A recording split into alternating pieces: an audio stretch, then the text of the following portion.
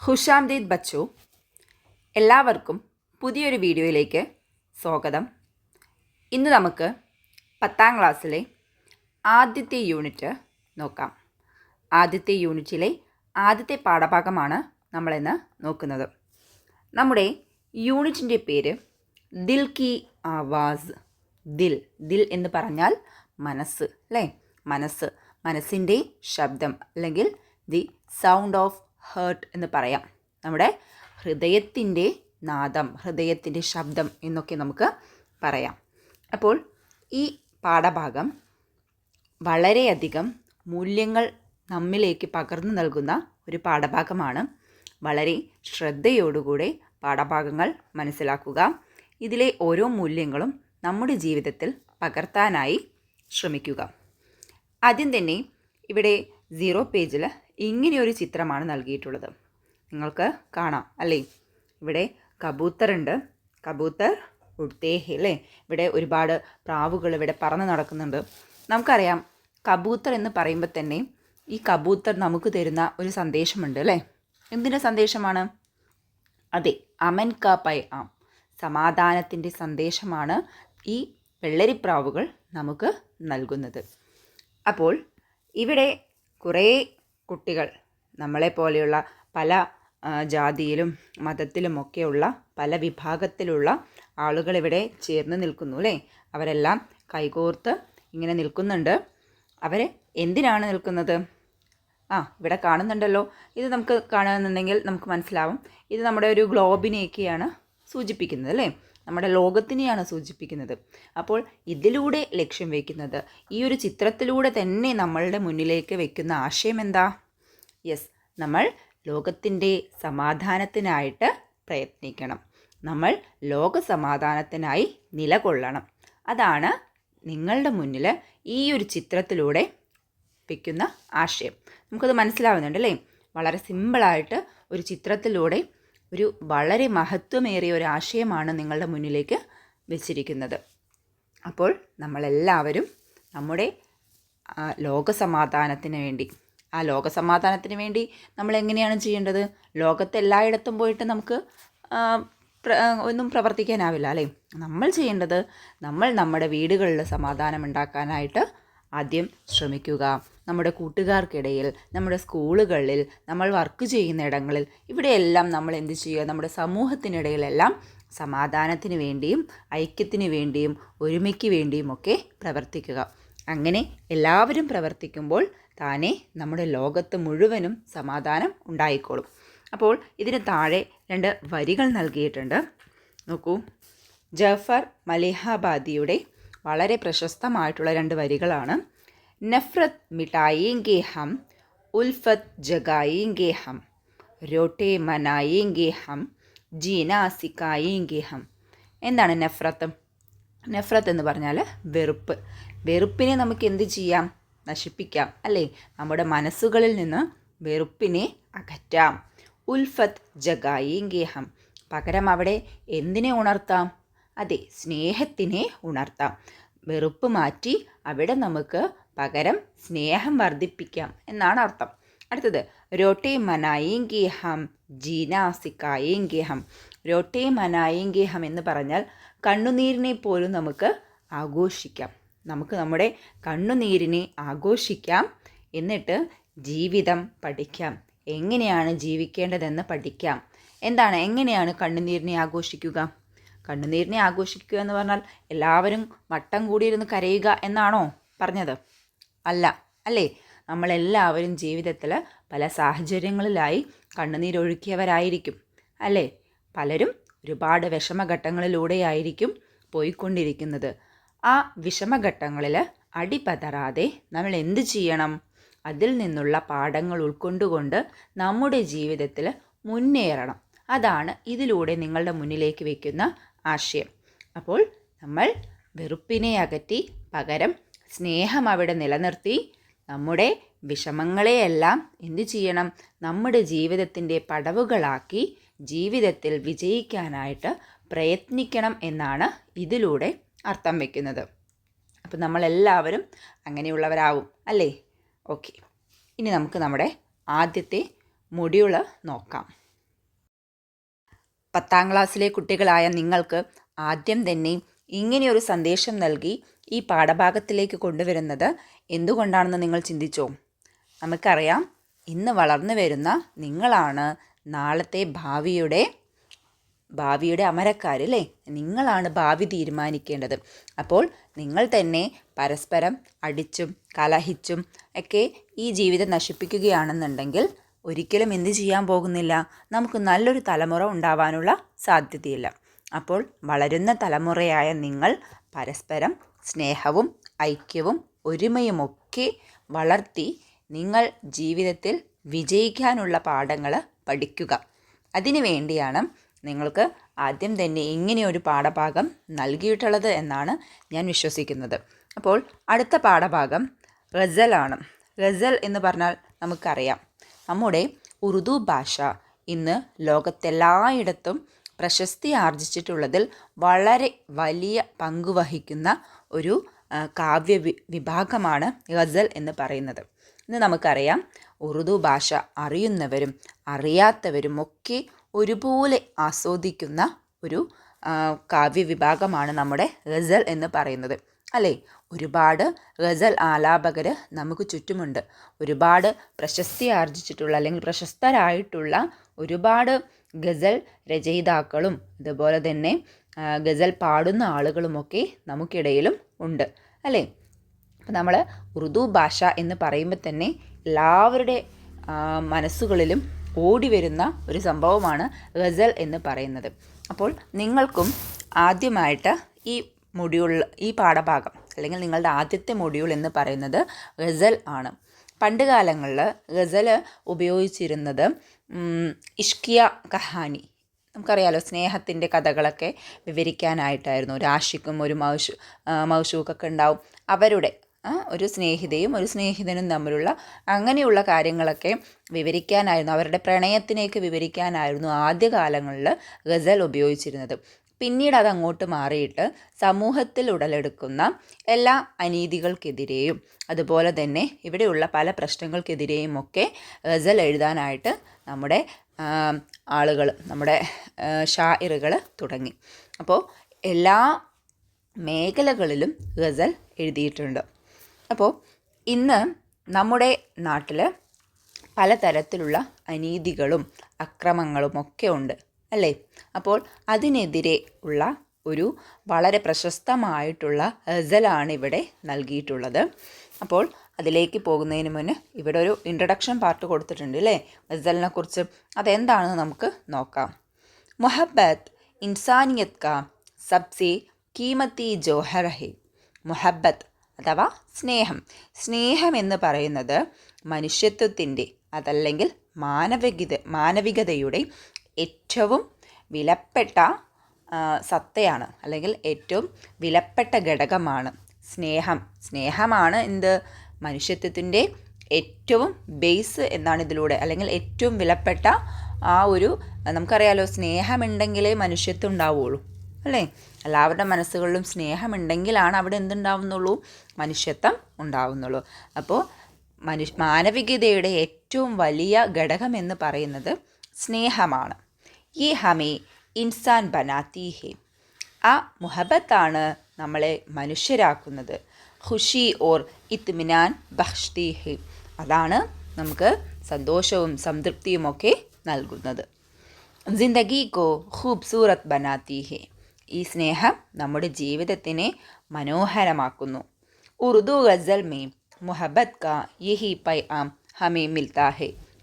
ഉറുദു ഗസലിൽ സ്നേഹത്തിൻ്റെ ഈ ഒരു സന്ദേശമാണ് നമുക്ക് ലഭിക്കുന്നത്. ആയിയെ ഹം milker ghazal K is Jaadu കാ ലുത്ഫ് ഉഡായി. വരൂ, നമുക്കൊരുമിച്ച് ഗസലിൻ്റെ മാന്ത്രികത, ഈ മാന്ത്രികത എന്ത് ചെയ്യാം, ഈ സ്നേഹത്തിൻ്റെ മാന്ത്രികത ആസ്വദിക്കാം. ആദ്യം നമുക്ക് ഈ ഗസൽ ഒന്ന് ചൊല്ലി നോക്കാം. അതിനുശേഷം ഇതിൻ്റെ ആശയത്തിലേക്ക് കടക്കാം. ഒരു ലെങ്തി വീഡിയോ ആണ്, ഒരുപാട് കാര്യങ്ങൾ പറയാനുള്ളത് കൊണ്ടാണ് കുറച്ച് ലെങ്ത് കൂടിയിട്ടുള്ളത്. അപ്പോൾ നിങ്ങളെല്ലാവരും വളരെ ശ്രദ്ധാപൂർവം മനസ്സിലാക്കുക. ഓക്കെ, നോക്കൂ. അബ് തോ മസ്ഹബ് കോയി ഐസാ ബി ചലായാ ജായി ജിസ്മി ഇൻസാൻ കോ ഇൻസാൻ ബനായാ ജായി. जिसकी खुशबू से महक जाए पड़ोसी का भी घर, फूल इस किस्म का हर सिमत खिलाया जाए. നോക്കൂ, आग बहती है यहाँ गंगा में झेलम में भी, कोई बतलाए कहाँ जाके नहाया जाए. प्यार का खून हुआ क्यों ये समझने के लिए, हर अंधेरे को उजाले में बुलाया जाए. मेरे दुख दर्द का तुझ पर हो असर कुछ ऐसा, मैं रहूँ भूखा तो तुझसे भी न खाया जाए. जिस्म दोहो के भी दिल एक हो अपने ऐसे, मेरा आंसू तेरी पलकों से उठाया जाए. गीत अनमन है गज़ल चुप है, रुबाई है दुखी, ऐसे माहौल में നീരജ് കോ ബുലായ ജായി. ആരാണിത് എഴുതിയത്? ഗോപാൽ ദാസ് നീരജ്. അപ്പം നമ്മൾ ഈ ഗസലൊന്ന് ചൊല്ലി നോക്കിയില്ലേ? അതിനു മുന്നേ ഒരു ചോദ്യം ചോദിക്കട്ടെ. നിങ്ങളിൽ എത്ര പേര് ഉറുദു ഗസൽ കേട്ടിട്ടുണ്ട്? മിക്കവാറും പേരും കേട്ടിട്ടുണ്ടാവും അല്ലേ? കേൾക്കാത്തവർ കേട്ട് നോക്കുക. എങ്കിലാണ് നിങ്ങൾക്ക് ഗസലിൻ്റെ ഭംഗി എന്താണെന്ന് മനസ്സിലാക്കാൻ കഴിയുകയുള്ളൂ. അപ്പോൾ ഗസലിനെ കുറിച്ച് നമുക്ക് കുറച്ച് കാര്യങ്ങൾ മനസ്സിലാക്കിയതിന് ശേഷം ഈ പാഠഭാഗത്തിലെ ആശയത്തിലേക്ക് പോകാം. നോക്കൂ, ഗസൽ എന്ന് പറയുന്നത് ഞാൻ പറഞ്ഞിട്ടുണ്ടായിരുന്നല്ലോ അല്ലേ, നമ്മൾ സ്നേഹഗീതങ്ങളാണെന്ന് പറഞ്ഞിട്ടുണ്ടായിരുന്നു. സ്നേഹത്തിൻ്റെ സന്ദേശം നൽകുന്ന ഗാനങ്ങളാണ് ഗസൽ എന്ന് പറയുന്നത് അല്ലേ. നോക്കൂ, ഇതിൽ ഗസലിൻ്റെ ആദ്യത്തെ ഈ 2 വരികളെയാണ് നമ്മൾ പറയുക മത്ല എന്ന്. എന്താ പറയുക? മത്ല എന്നാണ് പറയുക. ഇനി ഇതിൻ്റെ അവസാനത്തെ 2 വരികൾ, അവസാനത്തെ ഈ 2 വരികൾ കണ്ടോ? ഈ ഷാഇർ അവരുടെ തഹല്ലുസ് ചേർത്തിട്ടുള്ള ഈ വരി. തഹല്ലുസ് എന്ന് പറഞ്ഞാൽ എന്താണ്? തൂലികാനാമം. ഇതിൽ ഗോപാൽ ദാസ് നീരജ് അവരുടെ തൂലികാനാമമായിട്ട് ഉപയോഗിക്കുന്നത് നീരജ് എന്നാണ്. ആ നീരജ് എന്നുള്ള ഈ പേര് ഇവിടെ വന്നിട്ടുണ്ട് കണ്ടോ? അപ്പോൾ ഈ തഹല്ലുസ് വരുന്ന ഈ 2 വരികളെയാണ് നമ്മൾ പറയുന്നത് മക്ത എന്ന്. എന്താണ്? മക്ത. അപ്പോൾ അവസാനത്തെ 2 വരികൾ മക്ത, അതുപോലെ തന്നെ ആദ്യത്തെ 2 വരികൾ മത്ല. പിന്നെയോ ഈ ഗസലിൽ നമ്മൾ നോക്കുകയാണെന്നുണ്ടെങ്കിൽ നമുക്ക് ചില വാക്കുകൾ ഇങ്ങനെ ആവർത്തിച്ച് വരുന്നതായിട്ട് കാണാം. നമ്മളിങ്ങനെ നോക്കൂ, ഈ ജായി കണ്ടോ? ഈ ജായി എന്ന് പറയുന്ന ഈ ഒരു വാക്ക് എല്ലായിടത്തും ആവർത്തിച്ച് വന്നിട്ടുണ്ട്.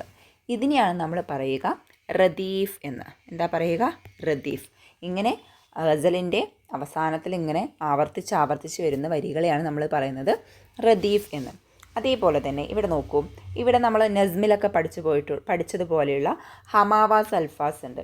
ഈ ബുലായ, കായ, ഉഠായ ഇങ്ങനെയുള്ളത്. ഇതിനെ നമ്മൾ പറയുക കാഫിയ എന്നാണ്. എന്താണ്? കാഫിയ. അപ്പോൾ ഒരു ഗസലിന് ഈ സംഭവങ്ങളെല്ലാം ഉണ്ടായിരിക്കണം. മനസ്സിലായോ? ഒരു ഗസൽ എഴുതുമ്പോൾ അതിൽ മത്ല ഉണ്ടാവണം, മക്ത ഉണ്ടാവും, അതുപോലെ തന്നെ കാഫിയയും റദീഫും ഒക്കെ ഉണ്ടാവും. ഓക്കെ, അപ്പോൾ ഇതൊക്കെ എന്തൊക്കെയാണെന്ന് നമുക്ക് മനസ്സിലായല്ലോ. ഇനി നമുക്ക് എന്ത് ചെയ്യാം? നമ്മുടെ ഈ പാഠഭാഗത്തിൻ്റെ ആശയമൊന്ന് നോക്കാം. നോക്കൂ, അബ് തോ മസ്ഹബ് കോയി ഐസാ ബി ചലായാ ജായി ജിസ്മേ ഇൻസാൻ കോ ഇൻസാൻ ബനായാ ജായി. എന്താണ് ഈ 2 വരികളിൽ പറയുന്നത്? ഇനി ഇങ്ങനെയുള്ള മതങ്ങൾ ഉണ്ടാവട്ടെ അല്ലേ? എങ്ങനെയുള്ള മതങ്ങൾ ഉണ്ടാവണം എന്നാണ് പറയുന്നത്? മനുഷ്യനെ മനുഷ്യനാക്കുന്ന മതങ്ങൾ ഉണ്ടാവട്ടെ എന്നാണ് പറയുന്നത്. എന്ന് വെച്ചാൽ നമുക്കറിയാം, ഇന്ന് നമ്മുടെ നാട്ടിൽ ഒരുപാട് ഭാഗങ്ങളിൽ മതത്തിൻ്റെയും ജാതിയുടെ പേരിലും ഒക്കെ എന്ത് ചെയ്യുന്നുണ്ട്? പലതരത്തിലുള്ള പ്രശ്നങ്ങൾ ഉടലെടുത്തുകൊണ്ടിരിക്കുന്നുണ്ട് അല്ലേ? മനുഷ്യർ തന്നെ മനുഷ്യരെ പരസ്പരം ആക്രമിക്കുകയും അവരെ ഇല്ലാതാക്കുകയും ഒക്കെ ചെയ്യുന്നുണ്ട്. അപ്പോൾ പറയുന്നത് ഈ ഒരു സംഭവം നമുക്ക് എന്ത് ചെയ്യണം? നമ്മളിൽ നിന്ന് ഇല്ലാതെയാക്കണം അല്ലേ? ഈ ഒരു എന്താ പറയുക, അങ്ങോട്ടും ഇങ്ങോട്ടും പോരെടുത്തുകൊണ്ടുള്ള ഈ ഒരു സംഭവം നമ്മളിൽ നിന്ന് മാറ്റിയെടുക്കണം. അതിനായിട്ട് പുതിയ നിയമങ്ങൾ നമുക്കുണ്ടാവണം അല്ലേ? ഓരോരുത്തരും പറയുന്നത് ഓരോ മതത്തിൻ്റെ പേരിലാണ് അങ്ങോട്ടും ഇങ്ങോട്ടും ചെയ്യുന്നത് എന്നൊക്കെയാണ്. അപ്പോൾ അങ്ങനെയുള്ള നിയമങ്ങളൊന്നുമില്ലാതെ പരസ്പരം സ്നേഹിക്കാൻ വേണ്ടി പഠിപ്പിക്കുന്ന അല്ലെങ്കിൽ മനുഷ്യനെ മനുഷ്യനാക്കാൻ വേണ്ടി പഠിപ്പിക്കുന്ന അങ്ങനെയൊരു മതം എന്ത് ചെയ്യണം, ഇനി ഉണ്ടാകണമെന്നാണ് ഇതിലൂടെ കവി ആഗ്രഹിക്കുന്നത്. ഇനി അടുത്തത് എന്താ പറയുന്നത്? ജിസ്കി ഖുശ്ബൂ സേ മെഹക് ജായേ പഡോസി കാ ഭീ ഘർ പൂൽ ഇസ് കിസ്മ കാ ഹർ സിമത്ത് കിലായ ജായേ. എന്താ പറയുന്നത്? പൂക്കൾ നമുക്കറിയാം. പൂക്കൾ എന്ന് പറയുന്നത് സുഗന്ധം പരത്തുന്നതാണ്, അല്ലേ? പൂക്കൾ എന്ന് പറഞ്ഞാൽ സുഗന്ധം പരത്തുന്നതാണ്. ആ പൂക്കൾ നമുക്കറിയാലോ. പൂക്കൾ വളരെ മനോഹരമാണ്. പൂക്കൾ സുഗന്ധം പരത്തുന്നു ഒക്കെ ചെയ്യുന്നു, അല്ലേ? നമ്മൾ മനുഷ്യരെയും ഈ പൂക്കളോട് ഉപമിച്ചുകൊണ്ട് പറയുകയാണ്, ഇങ്ങനെയുള്ള പൂക്കൾ എല്ലാ ഭാഗത്തും വിരിയട്ടെ. എങ്ങനെയുള്ള പൂക്കൾ? അവരുടെ അല്ലെങ്കിൽ ആ പൂവിൻ്റെ സുഗന്ധം കൊണ്ട് അന്യൻ്റെ വീട് പോലും അല്ലെങ്കിൽ അയൽക്കാരുടെ വീട് പോലും സുഗന്ധപൂരിതമാകുന്ന തരത്തിലുള്ള പൂക്കൾ എല്ലായിടത്തും ഉണ്ടാവട്ടെ. അഥവാ എന്താ പറയുന്നത്? സ്വന്തം നന്മ കൊണ്ട് മറ്റുള്ളവർക്കും ഗുണം ചെയ്യുന്ന നല്ല നല്ല ആളുകൾ എല്ലാ ഭാഗത്തും ഉണ്ടാവട്ടെ എന്നാണ് ഇതിലൂടെ കവി ആഗ്രഹിക്കുന്നത്. ഇനി ആഗ് ബഹത്തി ഹേ യഹാ ഗംഗാ മേ ജേലം മേ ഭി കോയി ബത്ലായേ കഹാ ജാക്കെ നഹായ ജായേ. എന്താ പറയുന്നത്? ആഗ് ബഹത്തി ഹേ, തീ ഒഴുകുന്നു, അല്ലേ? എവിടെയൊക്കെ? ഗംഗയിലും ജീലത്തിലും ഒക്കെ എന്ത് ചെയ്യുകയാണ്? ഇതൊക്കെ നദികളാണല്ലേ? ഗംഗാ നദി, ജേലം നദി പഞ്ചാബിലുള്ള നദിയാണ്, അല്ലേ? ഇവിടെയൊക്കെ എന്ത് ചെയ്യുകയാണ് ഇപ്പോൾ? തീ ഒഴുകിക്കൊണ്ടിരിക്കുകയാണ്. നിങ്ങൾ ആരെങ്കിലും പറയൂ, അല്ലേ? കോയി ബത്ലായി, ആരെങ്കിലും പറയൂ, എവിടെ പോയാണ് നമ്മൾ കുളിക്കേണ്ടത്, അല്ലെങ്കിൽ എവിടെ പോയാണ് നമ്മൾ ഈ തീയിൽ നിന്ന് രക്ഷപ്പെടാനായി മുങ്ങേണ്ടത് എന്നാണ് പറയുന്നത്. അഥവാ എന്താ പറയുന്നത്? ഇന്ന് എല്ലായിടങ്ങളിലും പരസ്പരം വിദ്വേഷവും വെറുപ്പും ആളിക്കത്തിക്കൊണ്ടിരിക്കുകയാണ്. മനസ്സിലായില്ലേ? നമ്മൾ അത് എവിടെയാവട്ടെ, ഇന്ത്യയുടെ അല്ലെങ്കിൽ ലോകത്തിൻ്റെ നാനാഭാഗങ്ങളിലും ഇന്ന് വെറുപ്പും വിദ്വേഷവും ആളിക്കത്തിക്കൊണ്ടിരിക്കുകയാണ്. ഇതിൽ നിന്ന് രക്ഷപ്പെടാനുള്ള വഴി, അല്ലേ? ഇതിൽ നിന്ന് അല്ലെങ്കിൽ ഈ തീ അണയ്ക്കാനുള്ള, മനുഷ്യൻ്റെ മനസ്സുകളിൽ കത്തിക്കൊണ്ടിരിക്കുന്ന ഈ തീ അണയ്ക്കാനുള്ള വഴി ആരെങ്കിലും, അല്ലേ, പറയൂ, ആർക്കെങ്കിലും അറിയുമോ എന്നാണ് പറയുന്നത്. മനസ്സിലായല്ലോ? ഓരോ വരിയുടെയും അർത്ഥം നോക്കുകയാണെന്നുണ്ടെങ്കിൽ നമുക്ക് കറക്റ്റായിട്ട് മനസ്സിലാവില്ല. ഓരോ വാക്കുകളും ഇങ്ങനെ നോക്കുകയാണെന്നുണ്ടെങ്കിൽ അങ്ങനെ എന്താ പറയാൻ പറ്റുക? നമുക്ക് ഗസലിനെ നോക്കുമ്പോൾ ഒരു ഇന്നർ മീനിങ് ആണ് ഉണ്ടാവുക. മനസ്സിലായോ? അതിന് ഉള്ളിലാണ് അതിൻ്റെ മീനിങ്, ഇന്നർ മീനിങ് ആണ് ഉണ്ടാവുക. നമ്മൾ ആ ഒരു രീതിയിൽ മനസ്സിലാക്കിയെടുക്കുക. ഇനി അടുത്തത് നോക്കൂ. പ്യാർ കാ खून हुआ क्यों ये समझने के लिए हर अंधेरे को उजाले में बुलाया जाए. എന്ന് വെച്ചാൽ ഇതിൽ എന്താ പറയണത്? സ്നേഹത്തിന് മുറിവേറ്റിരിക്കുന്നത് എന്തുകൊണ്ടാണ്, അല്ലേ? എന്തുകൊണ്ടാണ് സ്നേഹത്തിന് മുറിവേറ്റിരിക്കുന്നത്? ഹൂൻ ഹുവ, അല്ലെങ്കിൽ എന്തുകൊണ്ടാണ് സ്നേഹത്തിന് രക്തം പൊടിഞ്ഞിരിക്കുന്നത്? സ്നേഹത്തിൽ രക്തം എന്തുകൊണ്ടാണ് പൊടിഞ്ഞിരിക്കുന്നത്? ഇത് മനസ്സിലാക്കാനായിട്ട് എന്ത് ചെയ്യുക? എല്ലാവരെയും ഇരുട്ടിൽ നിന്ന് വെളിച്ചത്തിലേക്ക് വിളിക്കുക എന്നാണ്. ബുലായ ജായെ, വിളിക്കണം എന്നാണ് പറയുന്നത്. അഥവാ ഇന്ന് നമ്മൾ തമ്മിലുള്ള പരസ്പര സ്നേഹത്തിലും ഐക്യത്തിലും വിശ്വാസ്യതയിലും ഒക്കെ എന്ത് ചെയ്തിരിക്കുകയാണ്? വിള്ളലുകൾ ഉണ്ടായിരിക്കുകയാണ്, അല്ലേ? അപ്പോൾ ഈ ഇരുട്ട് പിടിച്ച ലോകത്തിൽ നിന്നും എല്ലാവരെയും നമുക്ക് എന്ത് ചെയ്യണം? വെളിച്ചത്തിൻ്റെ ലോകത്തിലേക്ക് കൈപിടിച്ച് നടത്തണം. അതിനായിട്ട് എന്തു ചെയ്യണം?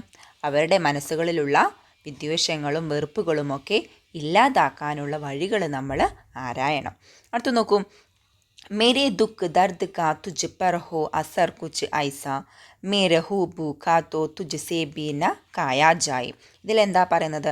എൻ്റെ ദുഃഖവും വേദനയുമെല്ലാം നിന്നിലും സ്വാധീനമുണ്ടാക്കണം, അല്ലേ?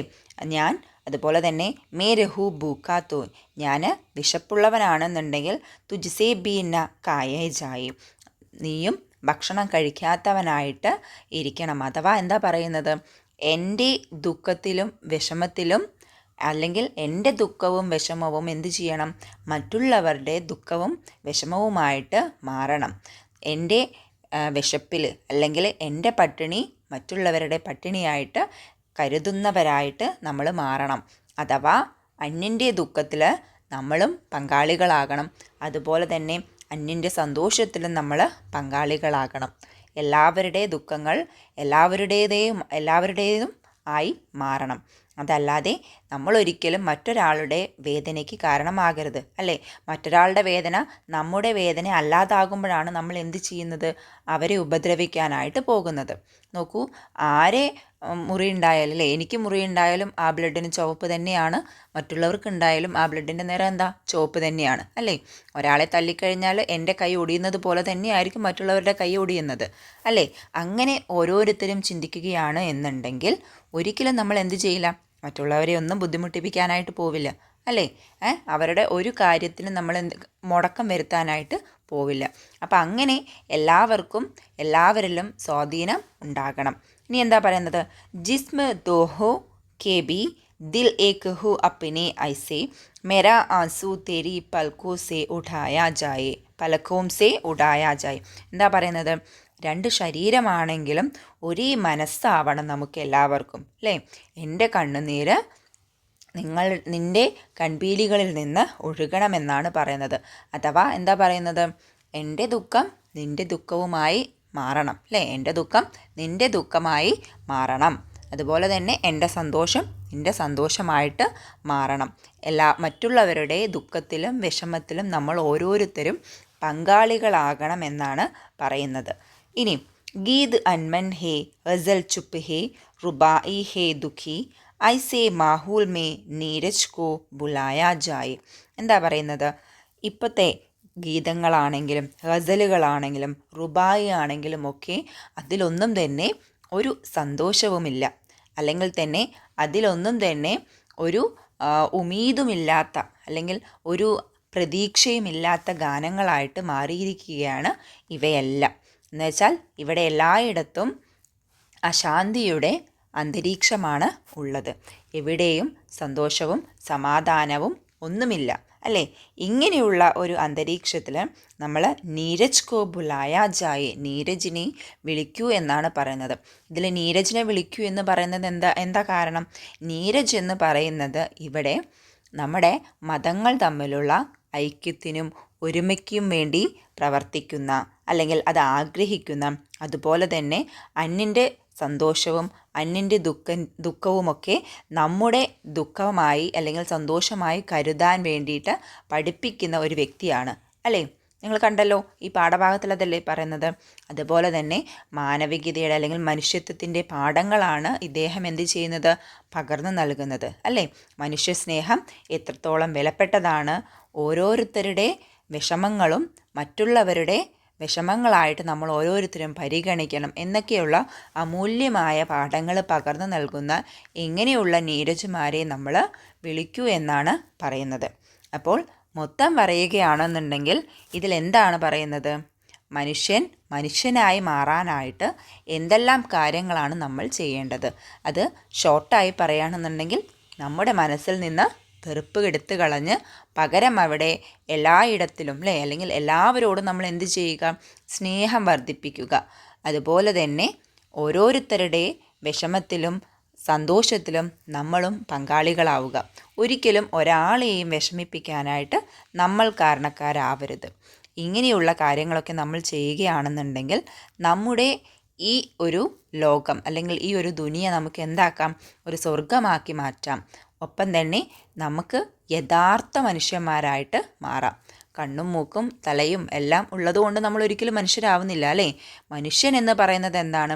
മനുഷ്യൻ എന്തുകൊണ്ടാണ് മൃഗങ്ങളിൽ നിന്ന് വ്യത്യസ്തമായിട്ടുള്ളത്? മനുഷ്യന് ഉള്ള ചിന്താശേഷിയും സംസാരശേഷിയും ഒന്നും അവർക്കില്ല, അല്ലേ? മനുഷ്യൻ്റെ ബുദ്ധിശക്തിയും ഒന്നും അവർക്കില്ല. അവർക്കുള്ള കാര്യങ്ങൾ എന്താണ്? അവരുടെ ഭക്ഷണം കഴിക്കണം, അവർക്ക് എവിടെയെങ്കിലും പോയി കിടക്കണം, അത്ര കാര്യങ്ങളുള്ളൂ, അല്ലേ? പക്ഷെ മനുഷ്യൻ അവരിൽ നിന്ന് വ്യത്യസ്തമാണ്. അപ്പം യഥാർത്ഥ മനുഷ്യൻ എപ്പോഴും എന്തായിരിക്കും? മറ്റുള്ളവരുടെ ദുഃഖങ്ങളും വിഷമങ്ങളും ഒക്കെ മനസ്സിലാക്കുന്ന നല്ലൊരാളായിരിക്കും. അപ്പം അങ്ങനെയുള്ള മനുഷ്യരാവാൻ നമുക്കെല്ലാവർക്കും സാധിക്കണമെന്നാണ് ഈ ഒരു ഗസലിലൂടെ നമ്മുടെ നീരജ് എന്ന് പറയുന്ന ഷാഇർ ഈ നമ്മുടെ മുന്നിലേക്ക് വയ്ക്കുന്ന ആശയം. ഓക്കെ, നമുക്ക് നമ്മുടെ ഷാഇറിനെ കുറിച്ചും കൂടെ ഒന്ന് മനസ്സിലാക്കാം. ഷാഇറിൻ്റെ പേര് നമുക്കറിയാം, ഗോപാൽ ദാസ് നീരജ്. ഇതാണ് ഗോപാൽ ദാസ് നീരജ്. उर्दू और हिंदी के बाकमाल शायर गोपाल दास सक्सेना 1925 को उत्तर प्रदेश में ഇറ്റാവ കി കരീബ് ഐദാ ഹുയി. എന്താ പറഞ്ഞത്? ഉറുദുവിലെയും ഹിന്ദിയിലെയും ഒക്കെ പ്രശസ്ത ഷായറായിട്ടുള്ള ഗോപാൽ ദാസ് സക്സേന 1925 ഉത്തർപ്രദേശിലെ ഇറ്റാവയ്ക്കടുത്താണ് ജനിച്ചത്. കം ഉംരി മേ ഹി ഷായരി കർണിലേക്ക്. വളരെ ചെറിയ പ്രായത്തിൽ തന്നെ അദ്ദേഹം ഷായരി ചെയ്യാൻ തുടങ്ങി, അഥവാ കാവ്യം കാവ്യം എഴുത്ത് തുടങ്ങി. ഉനോനെ അപ്ന തഹല്ലുസ് നീരജ് രക്ക. അദ്ദേഹത്തിൻ്റെ തഹല്ലുസ് പെൻ നൈമ് നീരജ് എന്നാണ് വെച്ചത്. നീരജ് ने बड़ा अरसा अलीगढ़ के धर्म समाज कॉलेज में हिंदी अदब के प्रोफसर की हैसियत से गुजारा. ഇദ്ദേഹം ഒരുപാട് കാലം അലിഗഡിലെ ധർമ്മസമാജ് കോളേജിൽ ഹിന്ദി അദബിലെ പ്രൊഫസറായിട്ട് പ്രവർത്തിച്ചിരുന്നു. ഉനോനെ ദോഹെ ഓർ ഹൈക്കോ ബി ഹൂബ്. ദോഹ, ഹൈക്കോ എന്നൊക്കെ പറയുന്നതും വേറെ കാവ്യ ശാഖകളാണ്. അതിലും എന്ത് ചെയ്തിട്ടുണ്ട് ഇദ്ദേഹം, അല്ലെങ്കിൽ അതും അദ്ദേഹം എഴുതിയിട്ടുണ്ട്. പിന്നെ ദർദ് ദിയാ ഹേ ആസാവരി ബാദലോ സേ സലാം ലേതാഹും ഗീത് ജോ ഗായേ നെഹി വഈറ ഉൻകി ഷായരി കി കിതാബേ ഹെ. ഈ പറഞ്ഞപ്പെട്ടതെല്ലാം അദ്ദേഹത്തിൻ്റെ പ്രശസ്തമായ കിതാബുകളാണ് കേട്ടോ. പിന്നെ അദ്ദേഹം 1991 1991 പത്മശ്രീ അദ്ദേഹത്തിന് കിട്ടിയിട്ടുണ്ട്. അതുപോലെ തന്നെ 2008 പത്മഭൂഷണും കിട്ടിയിട്ടുണ്ട്. അതുപോലെ തന്നെ ഉസ്കെ ഇലാവ ഫിल्मी दुनिया में बेहतरीन नुमे के लिए उन्हें मुसलसल 3 बार ഫിലിം ഫെയർ അവാർഡ് ബി മില. അദ്ദേഹത്തിന് എന്താ പറയുക, ഫിലിം ഫെയർ അവാർഡ് 3 വർഷം തുടർച്ചയായിട്ട് ലഭിച്ചിട്ടുണ്ട്, ഏറ്റവും മനോഹരമായ അല്ലെങ്കിൽ ഏറ്റവും നല്ല ഗാനം എഴുതിയതിന്. പിന്നെ ഉൻക ഇന്തിക്കാൽ പിന്നെ ജൂലൈ 19 2018 में हुआ. ജൂലൈ 19 2018 അദ്ദേഹം മരണപ്പെട്ടത്. അപ്പോൾ ഇത്രയും കാര്യങ്ങളാണ് ഇദ്ദേഹത്തിനെ കുറിച്ച് നൽകിയിട്ടുള്ളത്. അപ്പോൾ ഇദ്ദേഹത്തിനെക്കുറിച്ചും ഇദ്ദേഹം നൽകിയിട്ടുള്ള ഈ ഗസൽ ഈ ഗസലിലൂടെ നൽകിയിട്ടുള്ള മൂല്യങ്ങളെക്കുറിച്ചുമൊക്കെ നമ്മൾ വൃത്തിയായിട്ട് പഠിച്ച് അത് നമ്മുടെ ജീവിതത്തിൽ പകർത്താനായിട്ട് നോക്കുക. ഹുദാ ഹാഫിസ്.